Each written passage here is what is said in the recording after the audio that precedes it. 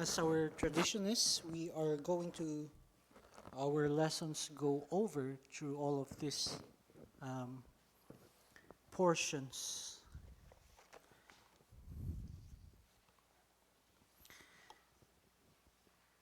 All of us know that the focus of our Torah reading today is about, in the English translation, it is called leprosy. And in our Torah reading today, from Leviticus, started in Leviticus chapter 12 and up to Leviticus chapter 13, it deals with a specific skin disease and its conditions that are related to it. In Hebrew, it is spelled tzara'at. It is defined as tzara'at. And it is in the Septuagint, that the early Greek translation of the Hebrew Bible, that's the Septuagint, that tzara'at was translated as lepra. And classical Greek defines the word lepra as scaly or rough skin. The Greek verb lepo, which is similar to the word lepra, the verb lepo means those that are peeling off or those that are scaling off.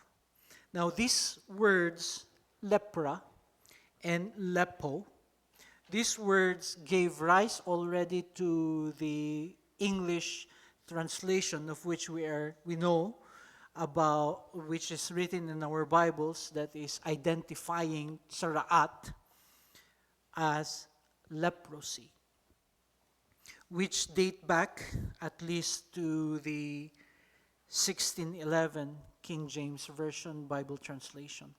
So that was why it was used, or now that we are commonly identifying tzara'at as leprosy.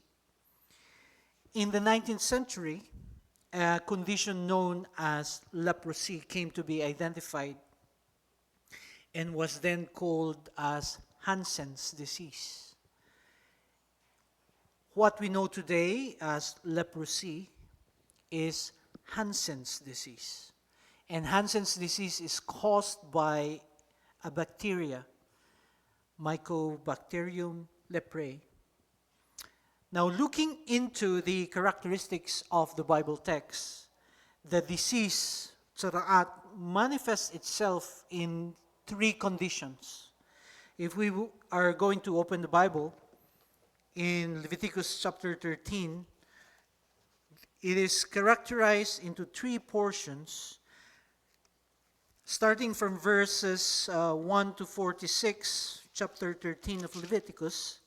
You would see in there that the disease is manifested and be seen into the human skin. And then the next one, from verses 47 to 59, you would see that this tzara'at goes also into the clothes and to other inanimate objects. From verses 34 to verses 53, you would see that this tzara'at would then be found on the walls of the house. Now, basing on other scriptural references, tzara'at is a generally recognized specific condition in ancient Israel, where people, inanimate objects, even in the houses, they suffer from it.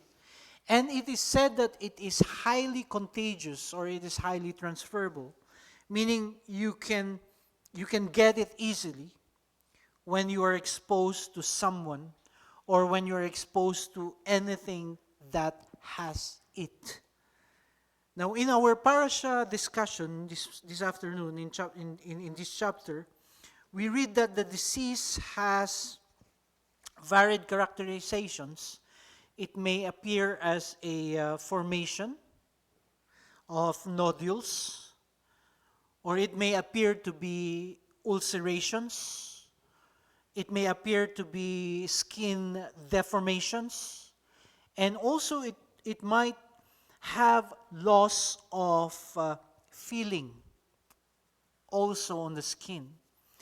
And it might also look like other skin conditions that we know already here in modern medicine, such as psoriasis or hives or urticaria. It may also look like as leukoderma or the white patches, or maybe favus. Favus is a condition where you would see honeycomb shaped crusts in the skin. But the most significant symptom that we see here that is referenced in chapter 13 is the symptom that is used by the priests that was persistent. And that is what the priests were looking for. And they're looking for shiny white spots that are under the skin. And that is found in Leviticus chapter 13, verse 3 and to 4. If I may read it, it says that the priest will then examine the affected area of a person's skin. And if the hair in the affected area has turned white and appears to be more than skin deep, then it is a contagious skin disease, and the priest must pronounce the person that is ceremonially unclean.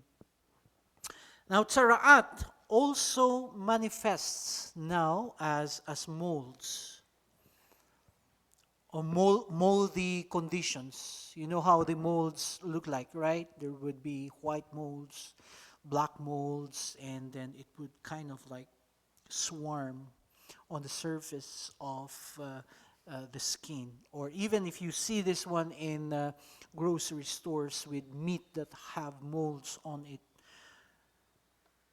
And also that would look like tzaraat. But then it would also look like as similar to mildew. Like those that have clothes that are left forgotten in the house or in other areas, you would see a discoloration and a growing of something in there that is mildew on clothes. It might also be found on fabrics. It might be found on beddings, on sheet covers, etc. And then it would manifest as fungal molds on the walls of houses. Now, tzaraat is a comprehensive term now, kind of covering all of the number of these diseases that we have described that are not even similar to each other. A spot or a whiteness in the skin, it's tzaraat. A falling off or hair, a redding on the skin, on the head, it's called tzaraat. A whitening on the head or on the sideburns, on the chin, that's tzaraat. A change of color in the clothes, in beddings, that's tzaraat. Spots, different spots on the walls of the house, that's tzaraat. Now, in modern medicine, with this kind of definitions, there is no disease that is similar, that affects people, that is described in the Torah, that affects clothes, that affects the walls, that affects the skin, and entire houses, right? I'm not sure if there is already a similar condition that modern medicine have described it to be this way. Ancient Greeks referred this skin disease, although it is very familiar, to the condition of elephantiasis graecorum. But it is not the same. Elephantiasis doesn't appear on clothes. Elephantiasis doesn't appear on the walls of the houses. The worst is tzaraat. If an afflicted individual have this one, what is at stake in all cases? The infected person or object becomes unclean. So now we see in here that in the definition of unclean, as we have described it from last Shabbat, from our discussion last Shabbat, it is not that they are sinning, right? The condition itself is not they are sinning, but it is a condition that they are unclean, that they are not allowed to go into a holy place. Now this individual, because of his uncleanness, that is why a person that have tzaraat would announce himself to the people, that he would cry and say, unclean, unclean. So people surrounding him would know that he wouldn't be touched, or people would not go near that person, because this individual is forced to live in isolation outside of the community. He is forced not to come into the holy place. He is not forced to come in to touch any individuals that are ceremonially clean. They are also required to wear mourning clothes and cry out, as we said, unclean, unclean, as a signal to other people, to keep others at a safe distance. Now, for objects that are with tzaraat, for objects in inanimate things, houses and walls that is infected, the only step for it to be eradicated is to totally tear it down and burn it. In Greece, which were historically connected to the condition of leprosy, they isolated all individuals that are inflicted with this disease and brought them to an island that is called Spinalonga. Spinalonga is an island off the coast of Crete. You remember Crete, right? Crete is where John the Baptist went to when he was after the exile. And Crete is near the island of Patmos. And this one is from 1903 to 1957. All individuals that are inflicted with leprosy, they have to go there, off the coast. And people with their symptoms were banished there to live out entire their lives and to have their lives away. Early examples and occurrences of this defiling skin disease, it was seen in both Moses and Miriam. In Moses, we would see it when he appeared to the Lord in Exodus chapter 4, verse 6 to 7. So we would see in there, if you would open your Bible with me, Exodus chapter 4, verse 6 to 7, it says there,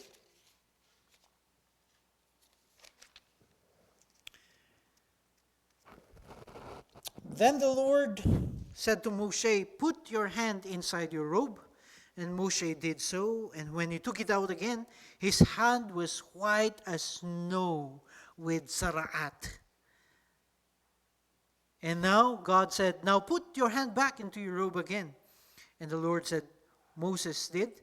And when he took it out this time, it was as healthy as the rest of his body.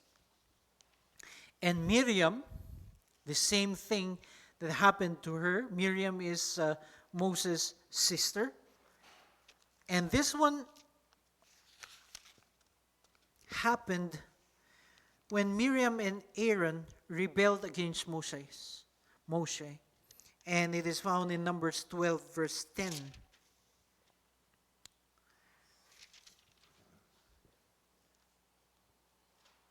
As the cloud moved from above the tabernacle, Miriam suddenly became white as snow with Saraat.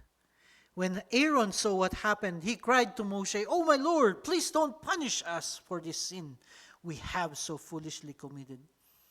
Don't let her be like a stillborn baby, already decayed at birth." So Moshe cried out to the Lord, "Heal her, O God, I beg you." And the Lord said to Moshe, "If her father had spit in her face, wouldn't she have been defiled for 7 days? Banish her from the camp for 7 days, and after that she may return." So Miriam was excluded from the camp for 7 days, and the people waited until she was brought back before they traveled again. Then they left Hazeroth and camped in the wilderness of Paran. Now, reading both of these references, what might Tsaraat be? What can we connect with Tsaraat? There is a principle in Jewish exegesis that says the words of Torah may be poor in one place, but rich in another. Meaning to say that some of concepts, principles, or even themes in the Torah are obscure at many times in one place, or vague. It is giving us a vague text and can sometimes be understood by considering other passages elsewhere. This is also what we know, that there is no one verse that can stand alone in the Bible when explaining biblical principles. We should always use different cross-references when we are going to stand on a Torah principle, explain it in a very clear way.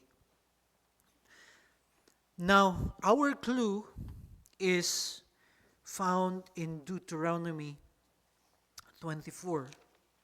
So we open that reference again. Deuteronomy 24, verse 8 and 9. Our clue here is these words: "Watch all contagious skin diseases carefully, and follow the instructions of the Levitical priests. Obey the commands that I have given them." Here, remember what the Lord your God did to Miriam as you were coming from Egypt. Watch all skin diseases carefully and follow the instructions. Here's the clue. Remember what the Lord did. Here, we try to understand a connection between Tsaraat and what the Lord your God did. Remembering what the Lord your God did. Numbers 12. In Numbers 12, verse 1 to 2, there we see while they were at Hazeroth, Miriam and Aaron criticized Moshe because he had married a Cushite woman. And they said, "Has the Lord spoken only through Moshe? Moshe? Hasn't he spoken through us too?" But the Lord heard them. Now, Moses was more humble than any other person on earth. So immediately the Lord called to Moses. Aaron and Miriam said, "Go out to the tabernacle, all three of you." And the three of them went out. Here we see, in verse 1 and 2 of chapter 12, the book of Numbers, here we see that Miriam was punished with tzara'at because she spoke negatively about her brother, Moses. Here, this connection is heavily suggesting that we conclude, considering the references that we read here, that tzara'at is a divine action. Tzara'at is a divine action that is a punishment for lashon hara, or evil or derogatory speech that was made by Miriam. Now the question remains until now, because there is the camp that says, no, it is not, and it says, yes, it is. Now the question remains, is tzara'at a punishment for that sin? Is tzara'at a punishment for evil or derogatory speech? Is tzara'at a punishment for lashon hara? The answer is to understand the nature of tzara'at. What can we see in the description of the tzara'at?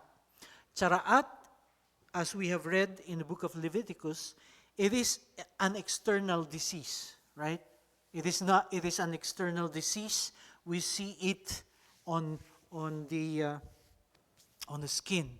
We don't see it. It is not a disease that is found inside the body. It is on the skin, on top of surfaces of inanimate objects, and even in the walls. It is an external disease that it is manifested outside. And when it is manifested outside, it means to say that you are able to see it. Any man would see it. Meaning to say that it will draw attention by the one that is affected and the people that are surrounding it, surrounding the person. The fact that even the clothes and even the walls of the house could be affected, the person then is marked as a center of unwanted attention, right? That is why even it says, if you have it, go to the priest, and the priest would check it out if it is. But the priest would not give you a cure. He would only say, okay, it is tzara'at, and then he would give you the procedures on how you are going to go with it. And even isolation and even the purification process, it wouldn't cure tzara'at. Now, lashon hara, on the other hand, lashon hara, as we say, is evil speech or malicious gossip.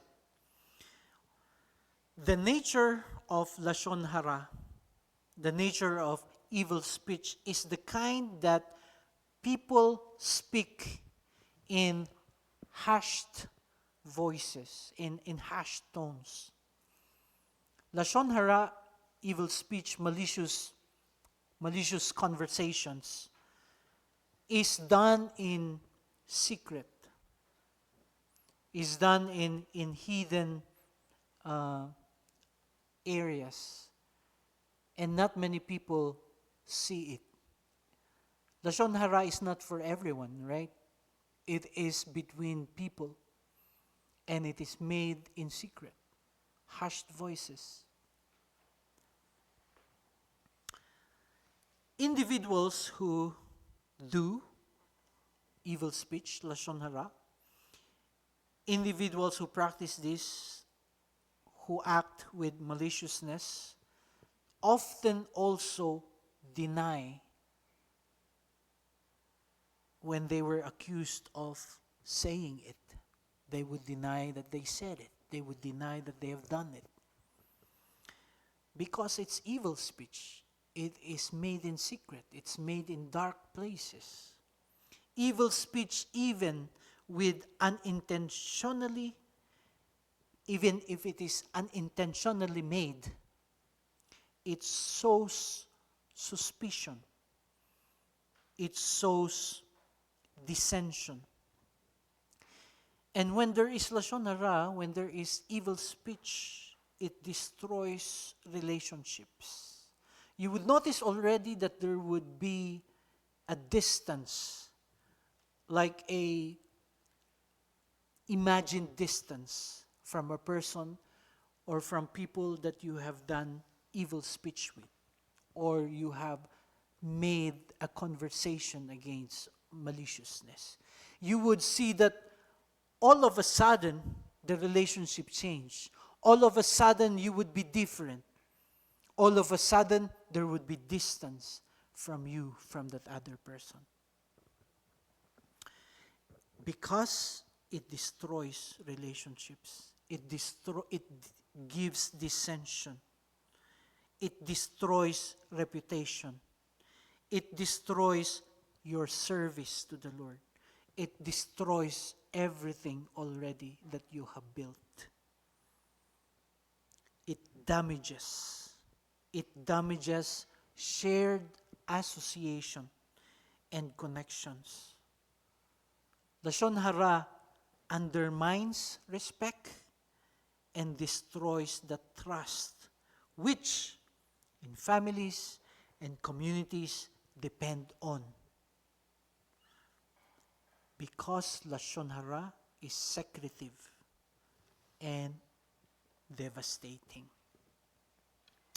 Gossip and evil speech of this kind destroys the fabric of community and the faith that binds us all together, where fellowship depends on. Now, here we have contrasted tsaraat, which is public, and lashon hara as secretive. Now, the nature of this punishment, as we have seen, is a testimony that sin that is sought for you to hide, it's going to be made manifest in public. Right? The nature of punishment is a testimony now that lashon hara, though that it is made secret, though you wanted to hide it, it was manifested in public like tsaraat, like the manifestation of tsaraat on the skin, on inanimate objects, even on the walls, and even on the walls of your houses. Evil speech is a sin that will make a person an outcast of the community. One who is going to be avoided. See in Leviticus, we opened that one in Leviticus 11, verse 46. Leviticus 11, verse 46 is one of the ways that how they're going to control tsaraat. 11, verse 46. These are the instructions that are regarding the land, the animals, and all the living things that move through the water or swim over the earth, so you can distinguish between what is unclean and may not be eaten, and what is clean and may be eaten. He's saying to us that we are going to distinguish those people whom we are going to avoid. Not because of what the community did, but because of what the individual did. Right? Now the individual will be the one to be of the community. It's not the community that will be off the individual, but it is the individual who will be banished out of the community. Now, even at that point, that the individual in question was denying what he had said. Anything malicious or derogatory, his walls, his clothing. Remember the verse that we have read last Shabbat in the book of Jude, that even remember the tunic, do not touch even his tunic, right? Do not touch even his clothes, because you would be contaminated by his sins, in the book of Jude. Now, his garments we are going to avoid. Eventually, in here, in the book of Leviticus, it says that his very skin is testifying against what he did. Now, God is saying here that if you sin in private, I will advertise your guilt in public. Lashon hara is made in secret, but tzara'at is manifested publicly. If you sin in private, God will advertise your guilt in public. Now, here we might say, oh, that hurts. Yes, words hurts. Words harm. Words wound. And they damage relationships. And they destroy the trust that it is between brothers and brethren. It is the fate of a slanderer, the one who sought to undermine relationships of trust and let himself appear above the other brethren. And here he is to be condemned like one with the disease of tzara'at. To live outside the camp, to be an outcast until he is cleansed. Then he brings an offering, a sacrifice unto the Lord. But until then, the power of that message remains between tzara'at and lashon hara. In our Haftarah section, 2 Kings, right, we see here, now we go to 2 Kings. 2 Kings chapter 5, verses 1 to 19. We see here God used Prophet Elisha to heal Naaman. Naaman, as we see, Naaman, as we have read here, is a high-ranking military man that is afflicted with leprosy. He is not an Israel. He's not a member of the community of Israel. Actually, he is an enemy, a Syrian. And he is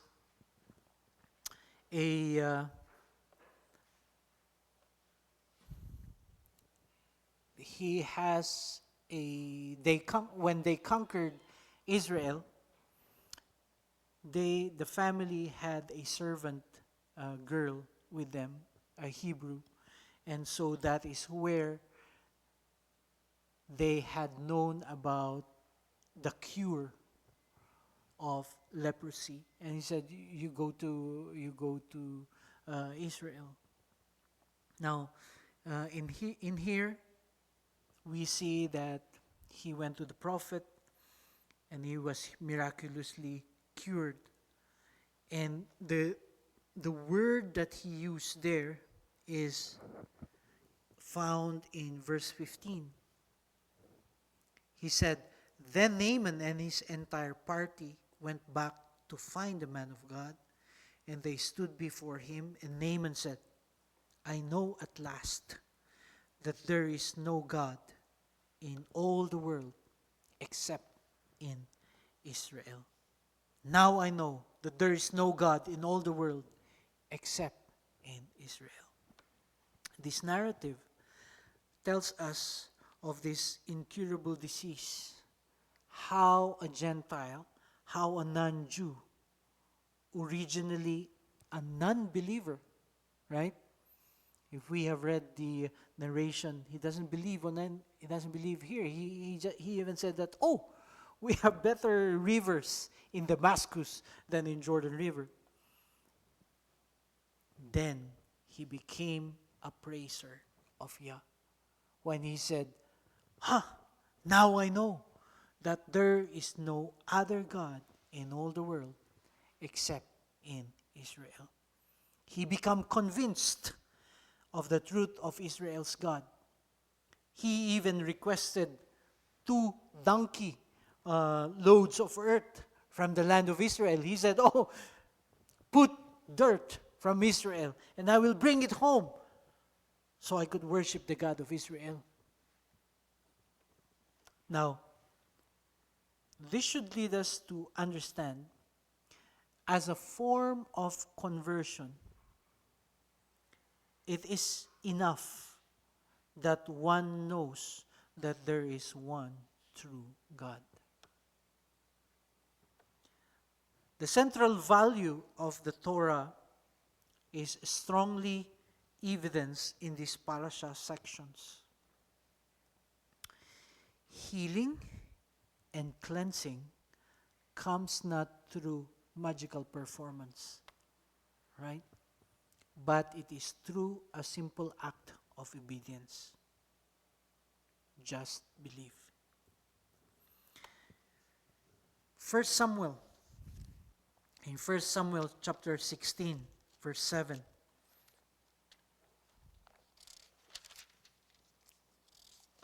First Samuel chapter 16, verse 7 says in there, the Lord said to Samuel, don't judge by his appearance or height, for I have rejected him. The Lord doesn't make decisions the way you do. People judge by outward appearance, but the Lord looks at a person's thoughts and intentions. The Lord looks at the heart. The simple act of obedience to the word of the Lord is all that it takes, without fuss or fanfare. Now, as we go to our Brit Hadashah portion, Luke chapter 5,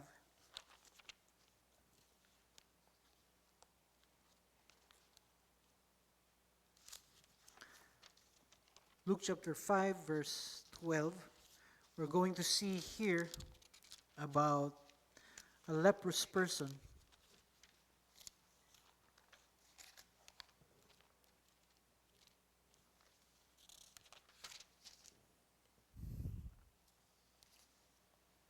that was healed. So the narrative says, in one of the villages, Yeshua met a man with an advanced case of tzara'at, leprosy. When the man saw Yeshua, he fell to the ground, face down in the dust, begging to be healed. Lord, he said, if you want to, you can make me well again. No, here we see that he was looking to the Lord. He was the one who is asking the Lord to heal him. He didn't say, Lord, please heal me. No, he said, Lord, if you are willing, heal me. Yeshua reached out and touched the man. I want to. So he said, be healed. And instantly the leprosy disappeared. Then Yeshua instructed him not to tell anyone what had happened. He said, go right to the priests and let him examine you. Take along the offering that is required in the law of Moses for those who have been healed of leprosy, so everyone will have proof of your healing. So Yeshua is referencing here Leviticus chapter 13. Now, yet despite Yeshua's instructions, the report of his power spread even faster, and crowds came to hear him preach and to be healed of their diseases. But Yeshua often withdrew to the wilderness for prayer. There's another one in here, similar to this event, with 10 leprous individuals. And jump to Luke chapter 17. Luke chapter 17, verse 15.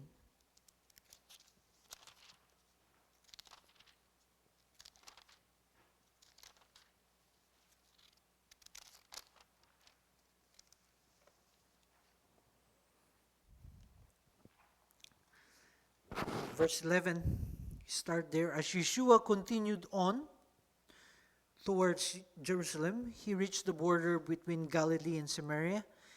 And as he entered the village, there were 10 lepers that stood at a distance. Right? Why are they standing at a distance?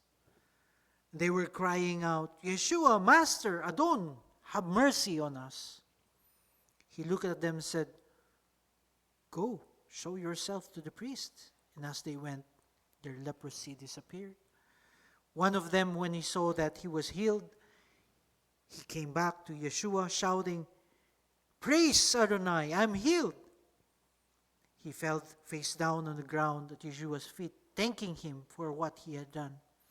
This man was a Samaritan. Naaman was not a Jew. This man was not a Jew. He's an outcast. And Yeshua said, Didn't I heal 10 men? Now where are the other 9? Does only this foreigner return to give glory to God? And Yeshua said to the man, Stand up and go, your faith has made you whole. Now in these references, we see that there is an expression of compassion. Yeshua healed the leprous man, and then he healed also the 10 lepers, then told them to follow the commandments that is required of the law that is in Leviticus 13. Right? Now following, what are they going to follow? They're going to follow the specific requirements on how to re-enter society. And one of the lepers returned to express his thanks to Yeshua. This miraculous healing of the lepers is a clear sign of Yeshua's messiahship. There is no other one that could tick the boxes to be a Messiah of Israel other than he. Since this skin disease, skin disease of Tzaraat can only be cured by divine intervention. Now, in closing, and as a reminder to us in the book of Malachi, we open back to that book. This Shabbat, we are ending our reading of Malachi. And we are going to start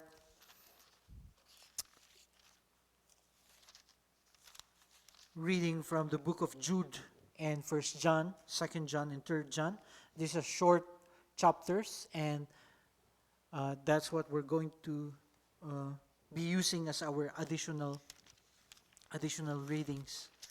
And in here, Malachi chapter 3, verse 16 to 18, you are familiar with this from last Shabbat.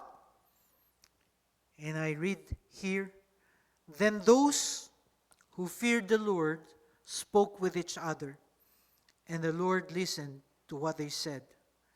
In his presence, a scroll of remembrance was written to record the names of those who feared him and loved to think about him.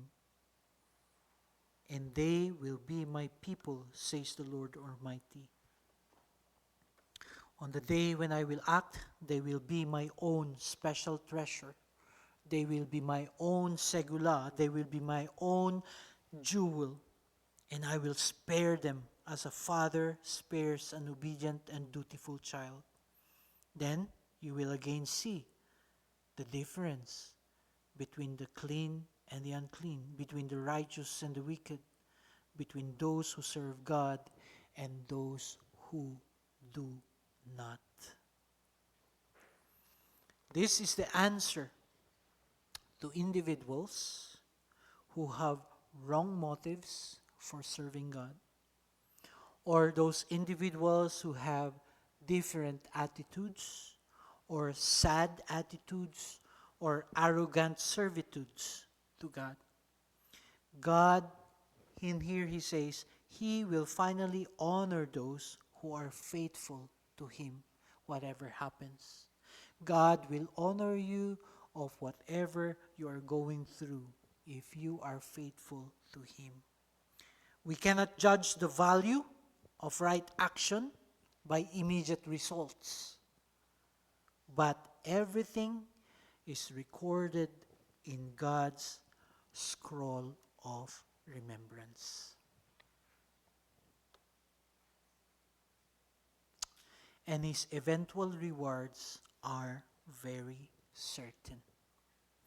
Malachi chapter 4, verse 1 and 2. The Lord Almighty says, the day of judgment is coming, burning like a furnace. The arrogant and the wicked will be burned up like straw on that day. They will be consumed like a tree, roots and all.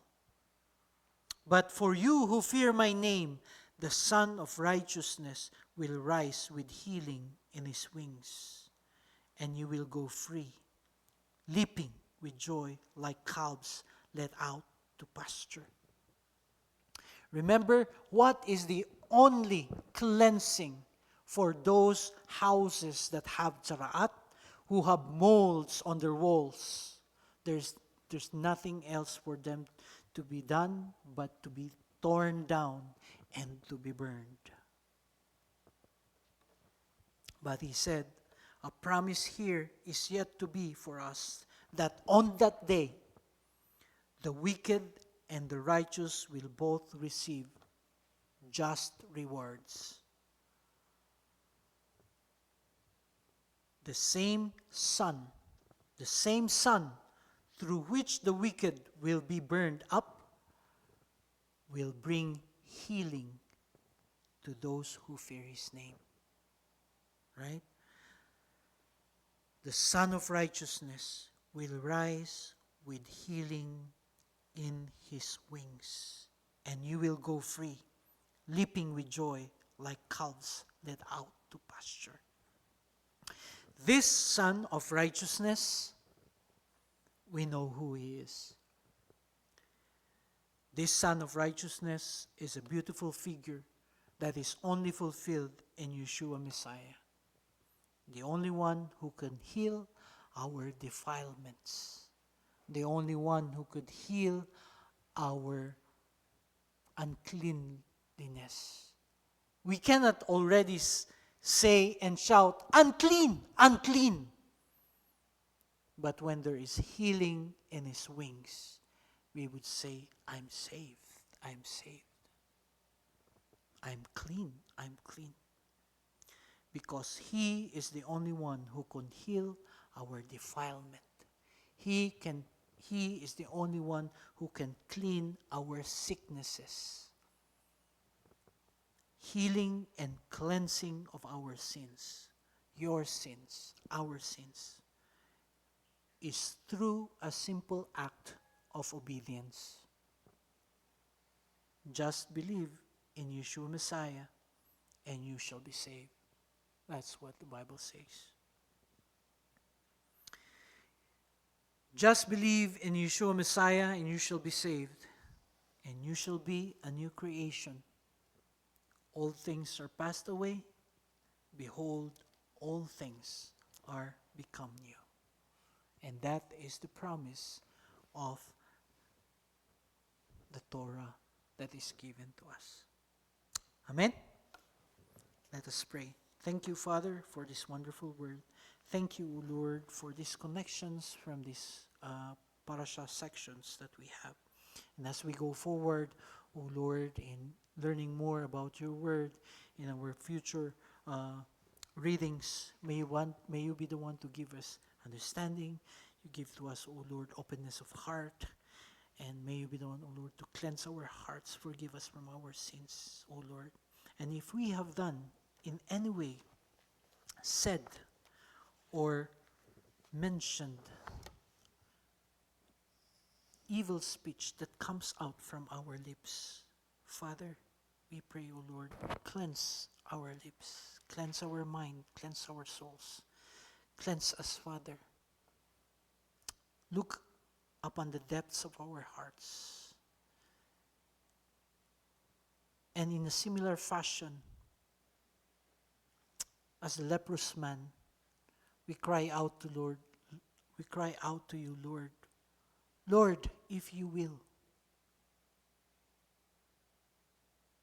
cleanse me. Lord, if you will, save me.